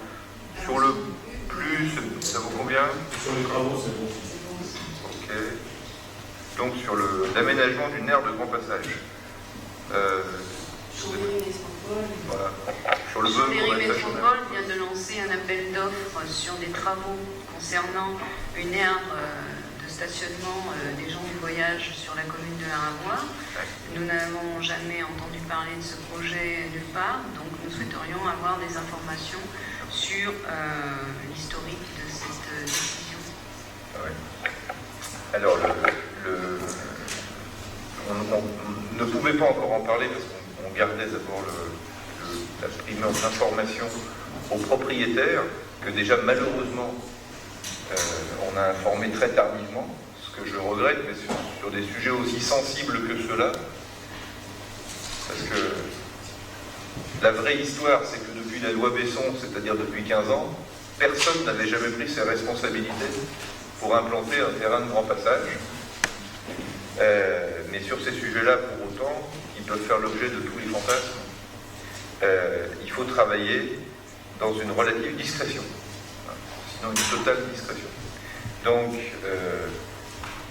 quand l'été dernier, pour une énième fois, la commune de la Ravoir, la commune de Barbie, la commune de Cognin, la commune de Jacob, la commune de Chambéry ont fait l'objet d'envahissement, les maires ont demandé au service de Chambéry Métropole de travailler à identifier plusieurs emplacements possibles pour implanter un terrain de grand passage, en sachant, Marc Chauvin dirait mieux que moi, lui qui occupait ses responsabilités dans le précédent mandat, que le préfet nous mettait une pression très forte, puisque la communauté d'agglomération d'Aix-les-Bains s'était déjà dotée d'une aire de grand passage, et que la loi prévoyait que chaque EPCI devait disposer d'une aire de ce type. Donc on a identifié 7 emplacements et en multi-critérisant les possibilités d'y aller, les possibilités de les aménager, les possibilités de les avoir à immédiate proximité pour avoir une surveillance de la part des forces de police. Il en est resté plus que 3. Comme en pareil cas, ceux qui ont à dire oui ou non, parce que ça c'est des concertations qui ressemblent à des enterrements en général. Hein. Voilà. Dès qu'on concerte sur des sujets comme ça, on enterre le dossier pour de nouveau 15 ans. Il restait 3 possibilités et j'ai pris mes responsabilités. S'agissant d'un terrain qui était sur la Ravoir, même s'il est aux confins de l'Aragoire, puisqu'il se trouve entre la voie ferrée et la VRU, juste à la sortie de l'échangeur du Granier, j'ai pris mes responsabilités en acceptant que ça vienne à cet endroit-là, sous réserve. Que cet emplacement soit provisoire, c'est-à-dire qu'on signe des conventions de 5 ans au maximum, parce que ce terrain a tous les avantages en termes de visibilité et en termes d'accessibilité. Il a un inconvénient, c'est qu'il est de forte valeur agronomique et que je souhaitais qu'il puisse revenir aux exploitants actuels, les propriétaires que nous avons vus. Et les exploitants seront évidemment indemnisés. Les discussions ont déjà commencé et elles se poursuivent vendredi prochain. C'est d'abord avec eux qu'on en a parlé. Dans le mode d'organisation, ce qu'il est important de savoir, c'est que ça va nous permettre enfin de faire régner la loi dans l'agglomération. Parce que quand on avait des envahissements, on n'était pas en capacité d'expulser les caravanes. Alors, il y a certaines personnes qui se comportent mal, d'autres qui se comportaient très bien, mais que ce soit l'une ou l'autre de ces populations, on ne pouvait pas les expulser quand ils occupaient des terrains illégalement, que ce soit des terrains agricoles, que ce soit des terrains de rugby, chez nous, que ce soit les terrains en face de Super U, comme ils l'avaient fait auparavant. Et pourquoi? Parce que pour pouvoir expulser ces personnes, il faut respecter la loi avec ses 3 étages. 1, les terrains familiaux. Il faut que toutes les communes de plus de 5000 habitants aient des terrains familiaux, comme nous en avons 2 à l'Aragoire. 2, il faut qu'on ait un terrain de passage, comme celui qui est à côté de Chambéry Métropole, celui de la Boisse. Et 3, il faut un terrain de grand passage. Et au fond, c'est assez normal, parce que expulser des populations, si on ne sait pas où les envoyer, assez naturellement, ça rend la puissance publique impotente.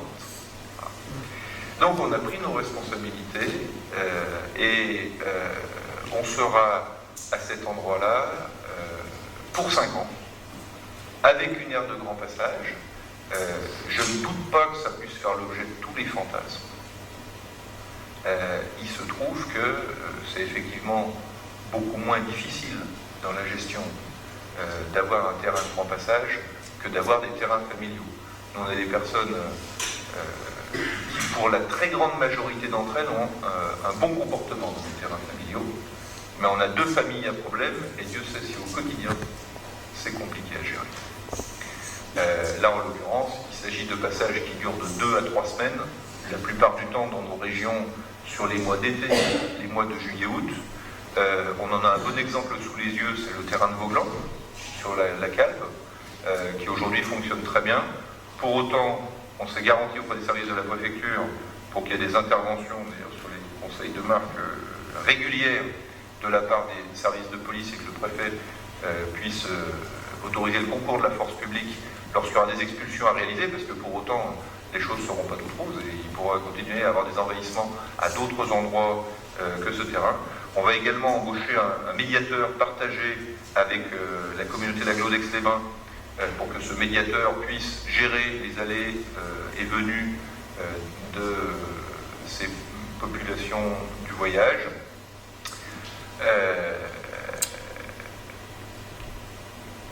Mais je veux dire que ce n'est pas qu'une contrainte,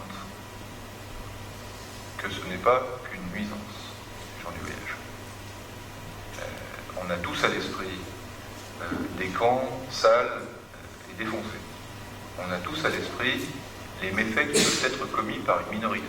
Pour autant, il s'agit de femmes, d'hommes, d'enfants, et à ce titre, respectables.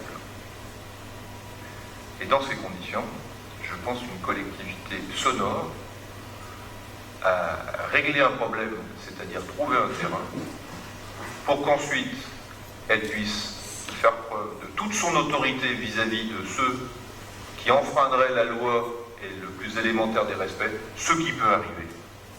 Dans ce cas-là, il faut qu'on ait un arsenal législatif solide pour pouvoir agir avec ce terrain en Lorraine, mais en même temps pour pouvoir accueillir dignement ces populations. Parce que ce qui est indigne, c'est que personne n'ait jamais pris ses responsabilités depuis 15 ans dans une agglomération qui était présidée par le père de la loi pour qu'enfin on l'applique. Donc on va le faire.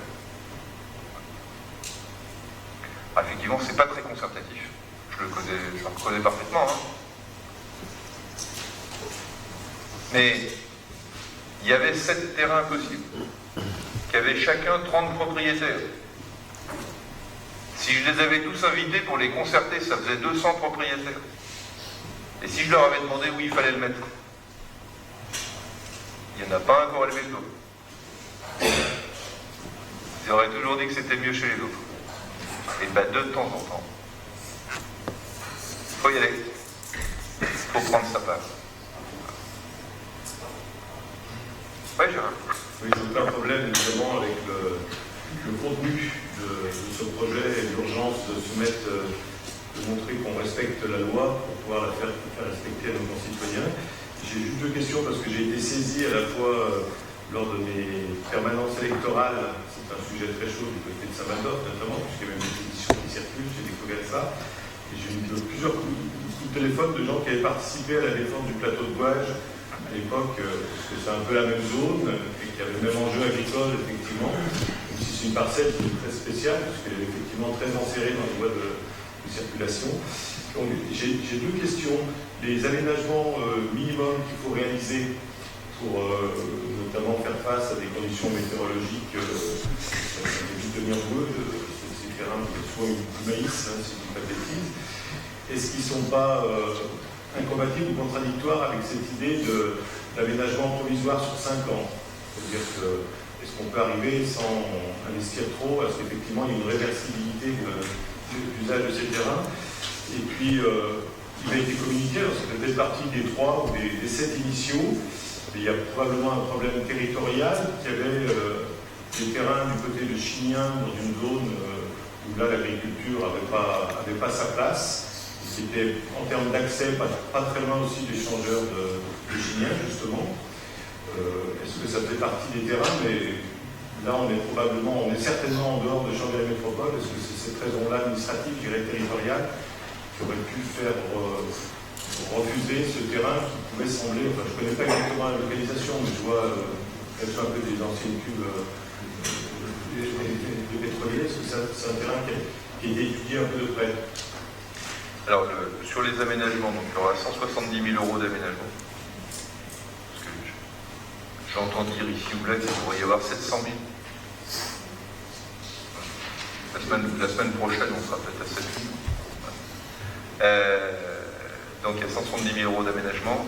En fait, c'est une voirie carrossable sur la base d'un décaissement et d'un champagneux qui va faire le tour du terrain.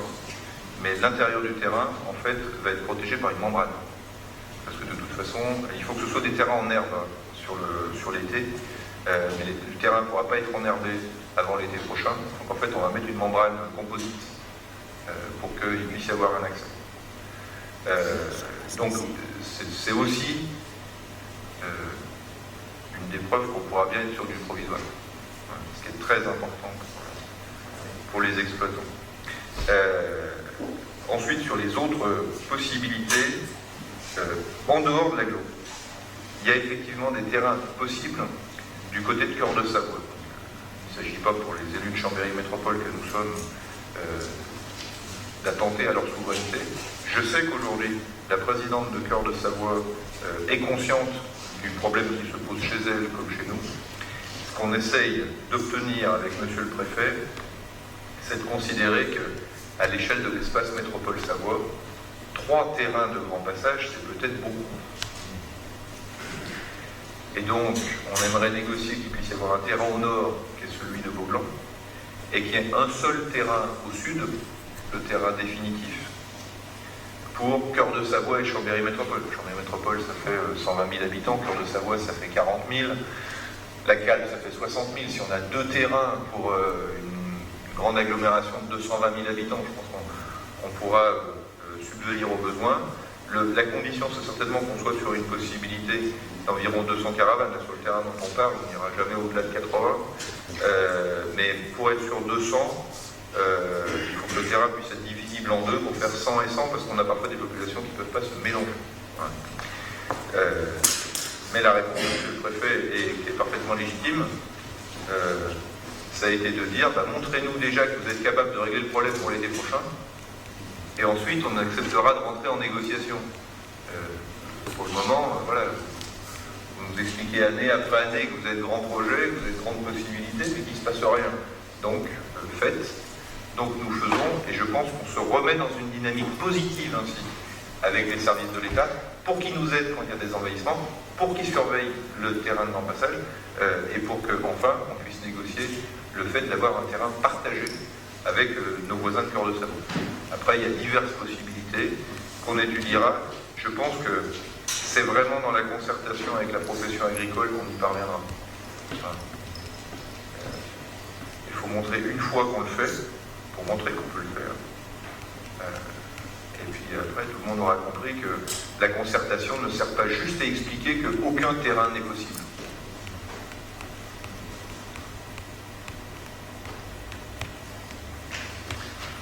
Voilà, sujet important. Oui. Une dernière question.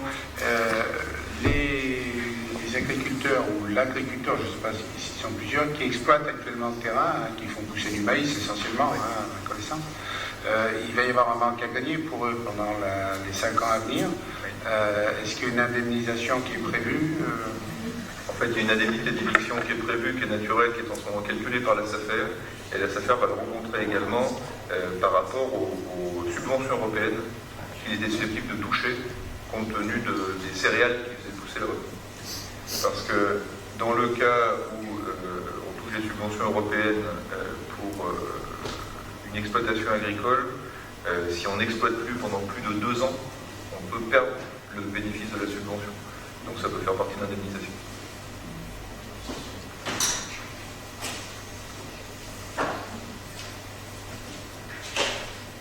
D'autres questions sur le sujet? On n'a pas. Donc on a terminé. La séance est levée. On a bien travaillé.